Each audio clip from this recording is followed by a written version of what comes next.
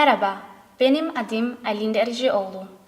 Ich heiße Aylin Dericioğlu und bin 19 Jahre alt. Bei dem Nachnamen denken viele, dass ich perfekt Türkisch sprechen kann. Das mag sein, aber so ganz stimmt das nicht. Ich bin Halbtürkin. Mein Vater kommt aus der Türkei und meine Mutter aus Deutschland. Aber ich bin hier in Deutschland geboren und aufgewachsen. Und immer wenn ich gefragt werde, wie ich mich fühle, sage ich fühle mich deutsch. Mein Nachname hat mir aber schon die ein oder andere missverständliche Situation beschert. Zum Beispiel am Flughafen in der Türkei. Wenn ich meinen Vater besuche, dann werde ich von den Angestellten am Flughafen oft wie selbstverständlich auf Türkisch angesprochen und ganz verwundert angesehen, wenn sie bemerken, dass ich gar kein Türkisch sprechen kann. Mein Nachname hat mir aber auch schon Nachteile verschafft, ob es in der Schule war oder woanders. Sobald die Leute meinen Namen lesen, gehen sie davon aus, dass ich die deutsche Sprache nicht zu 100% beherrsche oder eine andere Kultur lebe. Ich für meinen Teil versuche das, so gut es geht, zu ignorieren, denn ich weiß, wer ich bin. Und wenn andere Leute nicht so weit denken können, dann ist das nicht mein Problem. Aber ärgerlich ist es trotzdem. Mein Vater und meine Mutter heirateten, da war meine Mutter gerade mal so alt wie ich jetzt. Für mich kaum vorstellbar, in diesem Alter schon zu heiraten. In den ersten 3 Jahren ihrer Beziehung verbrachte meine Mutter die meiste Zeit in der Türkei.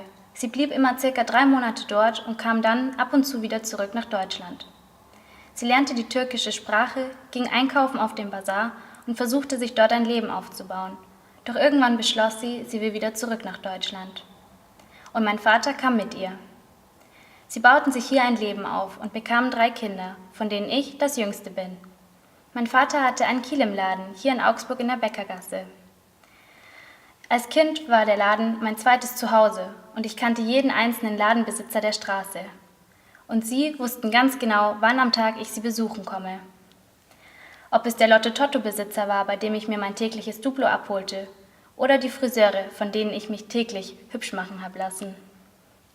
Unseren Laden gibt es leider heute nicht mehr. Meine Eltern trennten sich, als ich 9 war, und vor ca. 5 Jahren beschloss mein Vater, wieder zurück in die Türkei zu ziehen.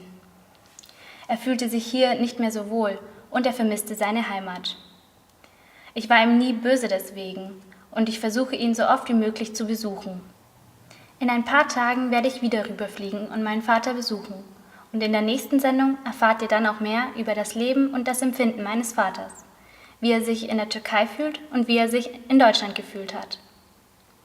Immer wenn ich in der Türkei bin und meine Verwandten besuche, bin ich traurig darüber, nicht Türkisch zu sprechen. Denn ich kann mich kaum mit ihnen unterhalten. Ich weiß nicht, wie es ihnen geht, was sie die letzten Monate gemacht haben.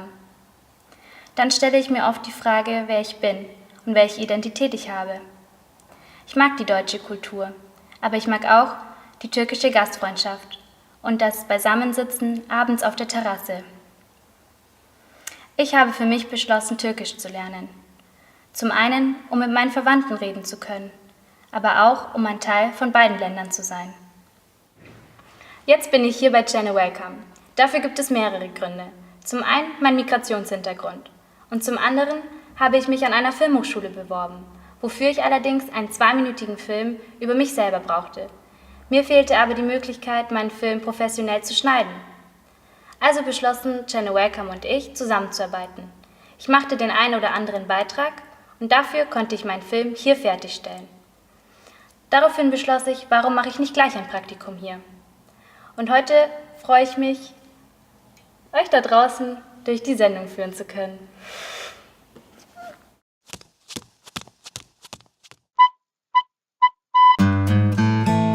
Hallo, das bin ich. Nein, weiter drüben. Genau, das bin ich. Ich bin ein ganz normaler Mensch und wie viele Mädchen liebe ich Handtaschen, Schuhe, Schminke, Schmuck, na einfach alles, was man so braucht. Das ist meine Schwester und das meine Mama. Nein, so sehen wir natürlich nicht wirklich aus. Das ist meine Mama und viele meinen, wir sehen uns sehr ähnlich.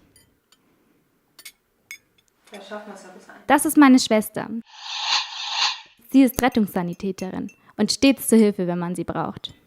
Ach ja, mein Bruder, der wohnt eigentlich gar nicht mehr bei uns, kommt nur ab und zu Besuch. Er studiert Psychologie im Master. Leider fehlt hier jemand am Tisch. Mein Papa, der wohnt in der Türkei. Aber ich wollte ihn euch trotzdem unbedingt vorstellen. Mit meinen Freundinnen gehe ich so gerne Kaffee trinken, einfach nur um sich zu unterhalten. Und das stundenlang.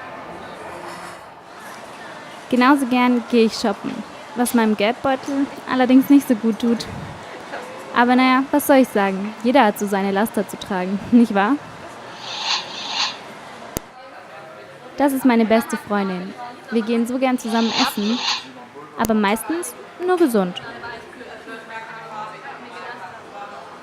Aber weil ich so gern essen gehe, mache ich mindestens doppelt so viel Sport. Was mir aber sehr viel Spaß macht. Und noch mehr Spaß macht mir das hier. Was ich da mache? Na, Filme natürlich.